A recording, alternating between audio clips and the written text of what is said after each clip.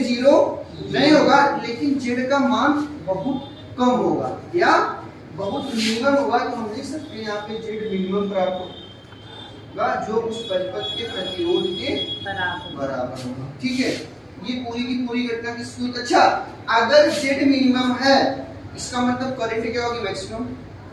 Z क्या करता है? धारा को रोकता है। अगर जेड मिनिमम है तो करंट क्या होगी?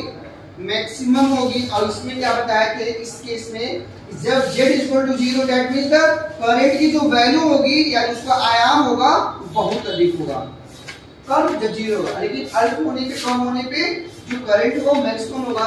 अगर I max लिखना चाहे, I max का फार्मूला होगा V अपॉन Z मिनिमम। बोलो होगा कि नहीं होगा? I max इक्वल टू क्या होगा? V अपॉन Z मिनिमम होगा कि नहीं होगा? अब Z मिनिमम है तो I max की वैल्यू अपने आप कम मिलेगी, अधिकतम मिलेगी। ये पूरा का पूरा केस किसमें हम लोग पढ़ते हैं?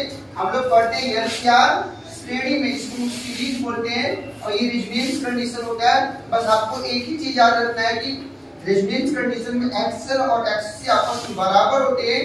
जिसको हम सॉल्व करते हैं तो हमको रेजोनेंस फ्रीक्वेंसी मिलती है जो किसके बराबर होती है? 1/2 पाई रूट में LC के बराबर होती है।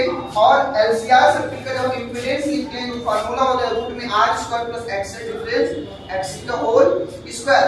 ये वैल्यू इक्वल होने के कारण 0 हो गई, जो Z होता है किसके बराबर आएगा?